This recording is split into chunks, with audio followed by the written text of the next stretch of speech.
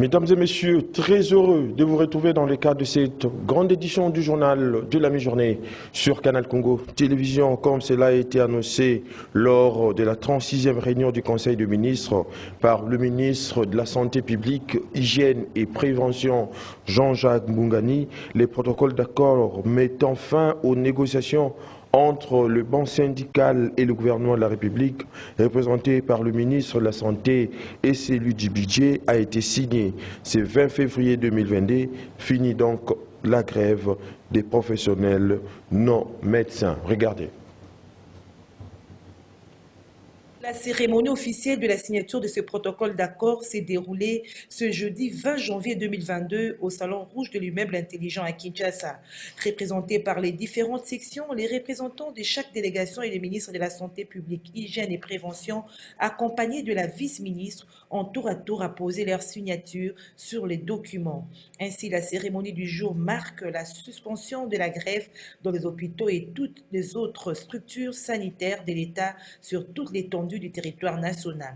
Dans sa déclaration, le porte-parole du Bon syndical des professionnels de santé et des personnels administratifs a indiqué que ces protocoles d'accord relèvent d'une décision motivée depuis la base. À cet effet, les syndicalistes réitèrent leur volonté de reprendre le travail après que les deux parties aient trouvé un consensus avec assurance de respecter de part et d'autre les engagements. Le porte-parole a appelé sous les champs les personnels de santé à reprendre le chemin du travail à partir de ce lundi 24 janvier 2022 dans tous les établissements médicaux de l'État à Kinshasa et dans toutes les provinces. Les syndicats des professionnels et administratifs de la santé ont le signe honneur de vous annoncer ce jour leur décision motivée de suspendre la grève sur toute l'étendue du pays dans le secteur de la santé publique, hygiène et prévention. De son côté, le ministre de la Santé publique, Hygiène et Prévention, Dr Jean-Jacques Mbungani, s'est dit très ému de la volonté manifestée par les syndicalistes de signer ces protocoles d'accord sanctionnant la grève dans tous les hôpitaux publics. Cependant, au nom de son Excellence, Monsieur le Premier ministre qui s'est engagé personnellement et de son Excellence, Monsieur le Président de la République, le ministre Jean-Jacques Mbungani a rassuré que les engagements du gouvernement seront bel et bien tenus. Je puis dire que c'est un acte patriotique que vous venez de poser. Le banc syndical et le banc gouvernemental ont convenu de poser des actes qui, pour l'avenir, empêchera, dans la globalité, le secteur à aller encore dans ce qui s'est passé, c'est-à-dire aller en grève. Nous avons retenu que nous devons, nous, le gouvernement, mettre tout en place pour que nos engagements se concrétisent. Et je puis vous assurer, au nom du gouvernement, au nom du Premier ministre qui s'est engagé personnellement et au nom du chef de l'État, les engagements du gouvernement seront tenus.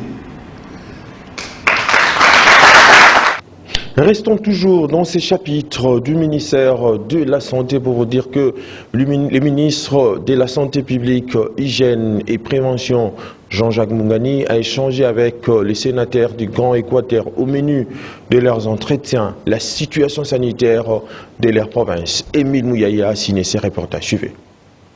La rencontre de ces jours entre le numéro 1 de la santé en République démocratique du Congo et les élus déselus de l'espace Grand Équateur a tourné autour de différents problèmes du secteur de la santé dans cette partie du pays, liés au manque des infrastructures, au paiement des primes et salaires des personnels soignants et à la carence de médicaments.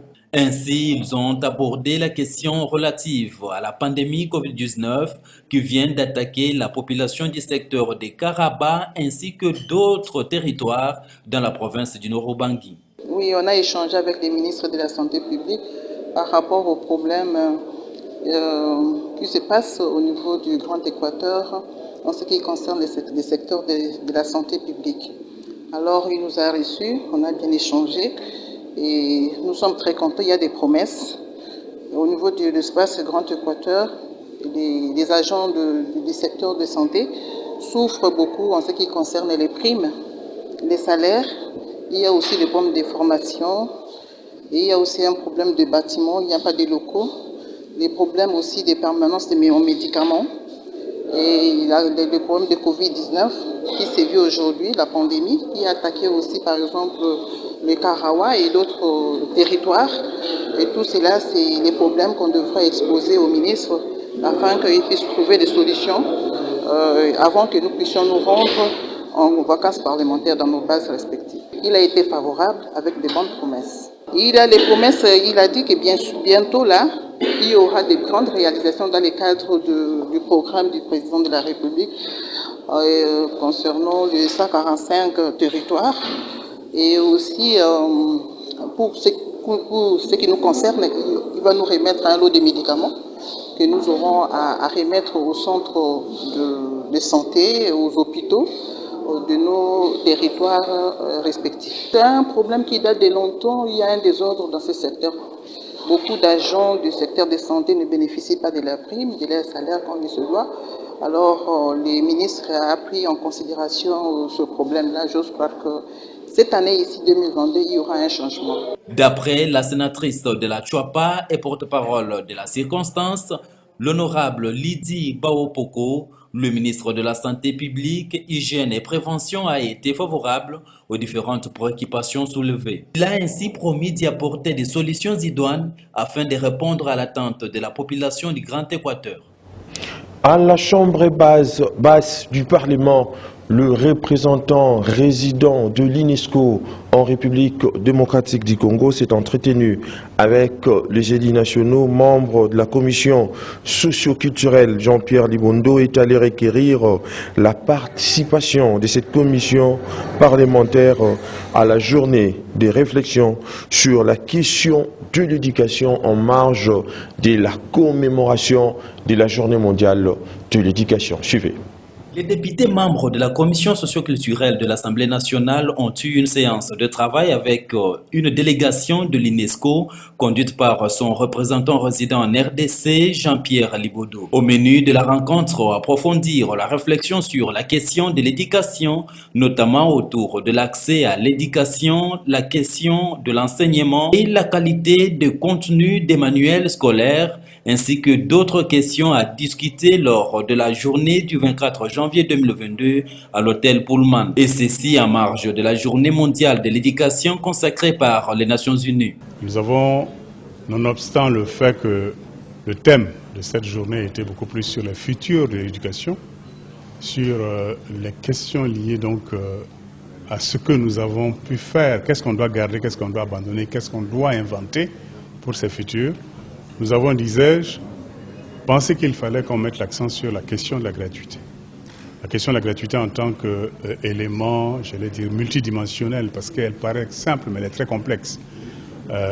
Tel que le président de la République l'a décidé, nous avons voulu, en tant qu'UNESCO, contribuer à cela à travers une réflexion de très haut niveau, qui associerait donc la Commission et d'autres experts nationaux, sur la question des infrastructures, sur les questions liées donc également à l'accès à l'éducation, les questions liées à la question enseignante, parce que c'est très important, que ce soit leur formation ou encore les salaires qu'ils reçoivent, la question liée donc à la qualité des contenus des manuels scolaires, qu'on voulait discuter également, et d'autres questions qui seront discutées le 24 matin à l'hôtel Pullman. À l'issue de la journée de réflexion, les conclusions seront immédiatement remises au chef de l'État, assorties de propositions concrètes, notamment sur ce qu'il convient de faire pour résoudre la question de l'accès aux infrastructures. Avec la participation des députés membres de la commission socio-culturelle, l'UNESCO attend des suggestions pertinentes qui aideraient à mettre en place une task force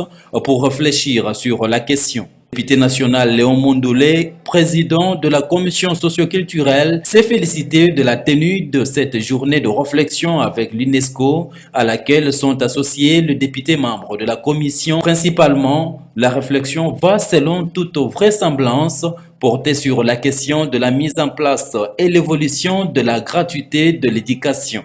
Une de grandes réformes de cette législature. Et cette réforme attire l'attention et de tous les Congolais mais aussi de tous les partenaires internationaux. C'est pourquoi nous avions voulu échanger tout autour de cela et nous sommes convenus d'avoir une journée de réflexion le 24 de ce mois, tout autour de la question de la gratuité, dégager les propositions concrètes à faire au président de la République pour faire avancer cette réforme de la gratuité. Tout à fait autre chose à présent. En séjour en Yangabi, dans la province de la Chuapa, la vice-premier ministre, ministre de l'Environnement et Développement durable, F. Bazaïba Massoudi, a visité le majestueux arbre de l'authenticité qui représente tout un symbole de la conservation et de la valorisation de la forêt tropicale de la République démocratique du Congo. Doudou Montiri nous en parle dans cet élément des reportages. Suivez.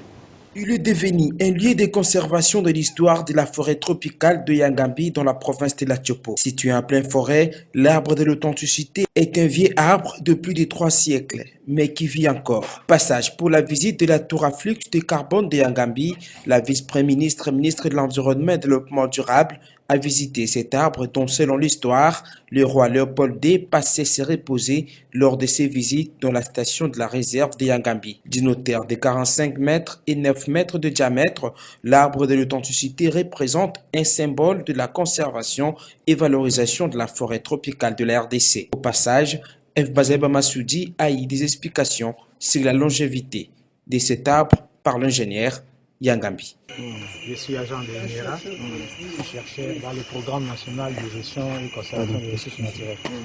C'est un Jean-Louis, quand il faisait ses études phytosociologiques, il est venu faire ses études ici. La première parcelle qu'il a jetée pour trouver les dimensions des arbres, il a trouvé cet arbre, c'était plus géant que tous les arbres qui étaient dans la parcelle, et plus gros.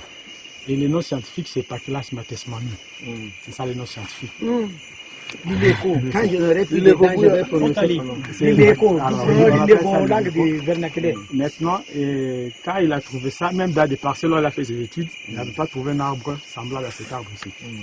Et c'est pourquoi le roi a fait ça, il est venu souvent se reposer. Même ici, on ne voulait pas qu'il y ait de bruit. On balayait même, on grattait jusqu'à ce que si tu pouvais passer avec tes jambes, avec les râteaux, on peut facilement repérer qu'il y a quelqu'un qui est passé ici. Dessus, on te dit qu'il ne faut pas arriver ici. Mais c'est avec la zaganisation que Mobutu a donné ce nom-là de l'arbre de l'authenticité. Quittons la province orientale pour le Nord Kivu, où notre correspondant à Béni, dans le Nord Kivu, nous apprend que le calme est revenu dans les secteurs de Rwenzori après une attaque rebelle hier jeudi 20 janvier 2021. Suivez à cet effet Gina Ivoga depuis la région.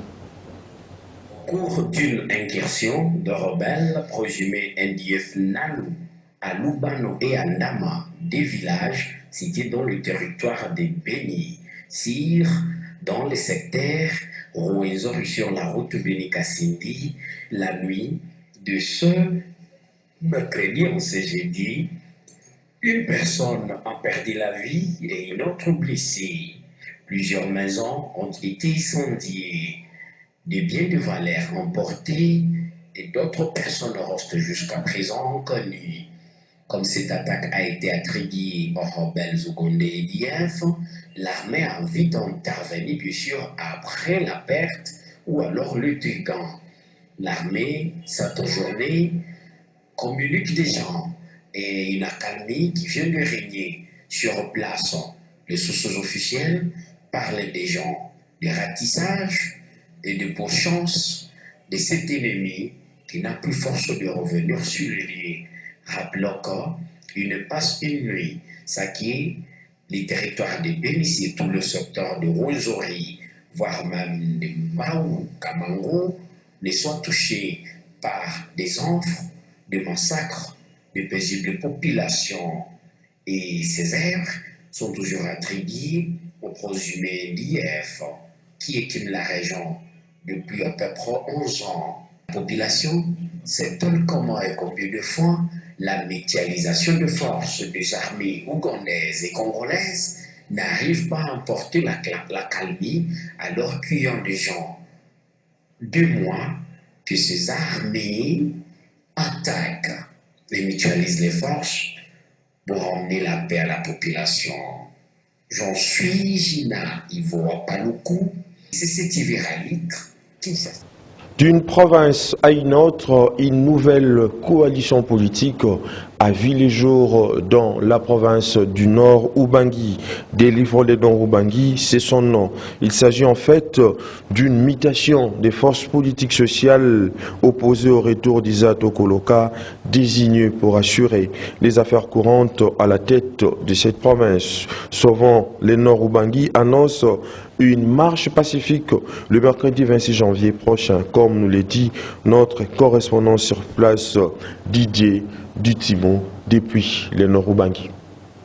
Création mercredi 19 janvier d'une coalition dénommée Délivrons le Nord Ubangi. Elle regroupe les forces politiques MLC, IDPS, INC, RDT, MSC, Mouvement du 14 juillet, M14 et le mouvement citoyen Génération DD Kodoro GDK, ainsi que la coordination de l'Union sacrée Nord Ubangi. Délivrons le Nord Ubangi s'assigne plusieurs objectifs, entre autres empêcher les manœuvres d'Isato Nzege Koloke qui cherche par tous les moyens de revenir comme gouverneur de la province. Un communiqué de presse contenant des recommandations est lu par Trésor Tomene, porte-parole. Les forces politiques et sociales du Nord Ubangi, notamment l'IDPS Tshisekedi, les MLC, les RDT, l'INC, les MS, la coordination de l'Union sacrée Nord Ubangi, les M14 et la GDK, se sont réunis ce mercredi 19 janvier 2022 en vue de prendre les dispositions pratiques relatives à la mobilisation populaire dans le Nord Ubangi. En vue de parvenir à la libération et à la délivrance de la province du Nord Ubangi, qui passe par l'éviction effective et définitive de M. Isato Nzege, les forces politiques et sociales du Nord Ubangi annoncent la mise en place ce jour à Gbadolite d'une coalition dénommée Délivrons le Nord Ubangi, DNI en sigle, pour empêcher les manœuvres de l'ancien gouverneur Isato Nzege qui cherche par tous les moyens à revenir comme gouverneur du Nord Ubangi. Délivrons le Nord Ubangi fait la mise au point suivante. 1. Nous considérons que l'arrêté pris irrégulièrement et annoncé par les cabinets de M. Isato Nzege au sujet des mesures restrictives de liberté au nom de la pandémie à Covid-19 constitue un ballot d'essai et une provocation à l'endroit de la population qui tient à marcher pacifiquement pour soutenir les confessions religieuses dans leurs déclarations adressées au chef de l'État. 2. Nous demandons à la police nationale congolaise de mettre un terme à des intimidations à travers des communiqués visiblement inspirés par Isato Nzege dans le seul but d'intimider la population. La police étant apolitique doit se mettre à l'écart des manipulations de Isato Nzege et prendre plutôt des dispositions pour encadrer la marche pacifique qui aura lieu le mercredi 26 janvier 2022 conformément au programme qui sera incessamment communiqué. Fait à Gbadolite le 19 janvier 2022. Dans la province de la Tchouapa, les notables haussent les tons. Ils dénoncent la mégestion du gouverneur qui empêche le développement de ces coins de la République démocratique du Congo. Suivez donc Richard Lokata, il est notable de la Tchouapa au micro de Nancy Leka et Bob Zamba. Bon, le message c'est pour nous plaindre par rapport à la gestion du gouverneur de province de la Tchouapa. La Tchouapa se meurt, tout le monde le regarde, tout le monde devient amorphe, impuissant, personne ne peut rien faire pour le moment. Nous voulons que Tchouapa ressuscite. Le gouverneur l'a tué, mais il n'est pas encore, elle a tué Tchouapa, mais la Tchouapa n'est pas encore morte, elle agonise. Et nous sommes venus avec le message de faire en sorte que la Tchouapa se redresse. On ne voit aucun investissement. Depuis que le gouverneur Bongo est là, il y a aujourd'hui 5 ans, il n'a rien fait du tout. Aucune réalisation. Comment voulez-vous, madame, que la province se développe si personne qui investit dans la province? Et le premier investisseur qui donnerait l'exemple devrait être l'État. L'État à travers la province. Et qui dit la province, c'est le gouverneur de province qui gère cette province. Il dit souvent à qui veut l'entendre que le gouvernement central n'envoie rien pour l'investissement de la Tchouapa. Est-ce vrai ça? Est-ce vrai? Et quand nous rentrons à l'intérieur de la province elle-même, l'argent généré par les recettes fiscales provinciales va où? Cet argent va où? Prend quelle destination? Voilà. Et de l'autre côté, quand on voudrait que le gouverneur Bongo parte, il y a quelques fils de la Tswapa qui, de connivence avec le président, avec l'Assemblée provinciale. Et puis cette nouvelle du parti politique Kita, avant de poursuivre cette grande édition du journal de la mi-journée sur Canal Congo Télévision, plusieurs militants du parti politique Kita interpellés et amenés au camp Lufongola hier jeudi. Ils répondaient à l'appel de leur président Jerry Lumbala pour un sitting devant la primature afin de réclamer la démission du Premier ministre Sama Lukonde, disent-ils, à cause de son incapacité de résoudre les problèmes liés aux besoins les plus élémentaires de la population, tels que le manque d'eau, d'électricité, aussi le manque d'hôpitaux dignes. Les partis politiques Kita dit avoir informé l'autorité urbaine sur l'organisation de ces sittings. Dossier à suivre. Vous l'avez peut-être suivi. L'ancien ministre de l'enseignement primaire, secondaire et technique, Willy Bakonga, bénéficiaire de la grâce présidentielle à travers ses avocats, annonce sa rentrée politique au mois de mars prochain. Alors, ces questionnements, connaîtra-t-il un empêchement du point de vue juridique? Maître Willy Wenga apporte des éclaircissements au micro d'Emile Mouyaya et Bob Zamba. Suivez. Une personne graciée peut-il reprendre ses fonctions politiques, ses fonctions civiles? Moi, je dois partir de l'infraction. Toute personne qui est poursuivie pour les infractions qui, outre la condamnation principale, il est condamné aussi à des peines subsidiaires, la loi doit préciser. C'est la loi qui précise la peine contre une infraction. C'est la loi qui dit que toute personne poursuivie pour blanchiment des capitaux, détournement ou ceci, cette personne-là doit être condamnée de cette manière-ci. Pour le blanchiment des capitaux, par exemple, dans le cas du parlementaire Willy Bakonga, parce que c'est ça le cas qui déplore la chronique du fait qu'il a annoncé son retour politique, il a été poursuivi pour blanchiment des capitaux. Puis, financement du terrorisme.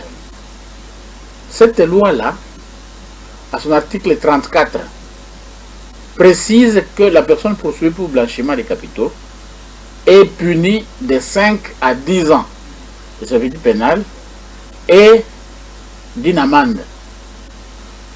Il est vrai que l'infraction de blanchiment des capitaux peut concerner aussi les banques, les coopératives, et ainsi de suite.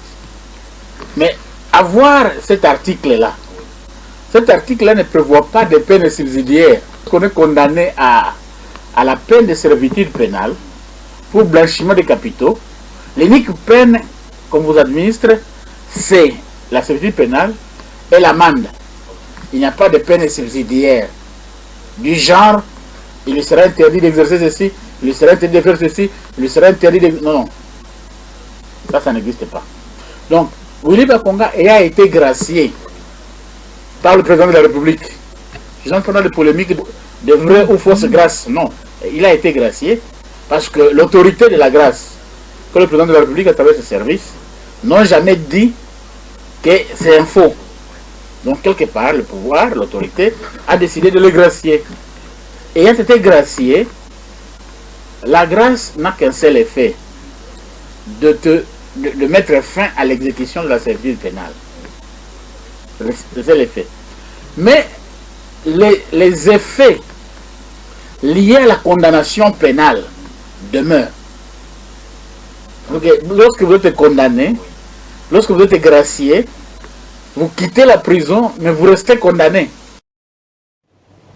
Dans un autre chapitre, des salles de classe bâties en paille en plein 21e siècle, on les retrouve notamment dans la province du Sankourou. Sur place, les parents lancent un cri de détresse aux autorités de la République démocratique du Congo. Reportage. Nous sommes à Diboko, dans la province de Sankourou, où le développement est loin d'être une réalité en plein 21e siècle. Les enfants étudient à même les sols sous les salles de classe en paille, sans toit ni tableau, exposant ainsi les élèves sous toute forme d'intemprés.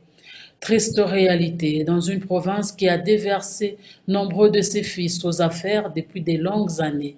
D'où ce cri d'alarme des professionnels de la CRE de Diboko. Le directeur de l'épée du Boko Diaboukol, nous souffrons pendant 12 ans. Monsieur le ministre, nous vous demandons, vous pouvez aussi songer pour nous amener les tôles pour qu'on puisse un peu construire cet bâtiment. Nous n'avons pas de manuels, nous n'avons pas de bâtiments, nous n'avons pas de tableaux. Alors, nous faisons les efforts personnels. Nous vous demandons, nous vous en prions de songer pour nous. Excellence, en tout cas, ça doit vous faire honte. Dans l'espace Kasaï, regardez les tableaux. Regardez les tableaux, regardez bien les tableaux. Hein? Regardez dans quel... Il manque même les tableaux. Ça doit vous faire mal. Et vous laissez les gens détourner des millions de dollars pendant qu'ici, on a besoin juste même de 10 000 dollars. Ça va les aider. Si vous envoyez 10 000 dollars ici, nos enfants vont étudier dans de très bonnes conditions. Sans banc, sans tôle, dans l'espace Kasaï. Lambert Mende, vous avez des millions de dollars. Incroyable mais vrai, des ossements humains vieux de quelques années déterrés par de jeunes pour fabriquer de la drogue qu'ils appellent le Mugo, une pratique qui devient courante à Goma dans le Nord Kivu. Vous suivez plutôt ces papiers commentaires qui nous proposent Nancy Leka.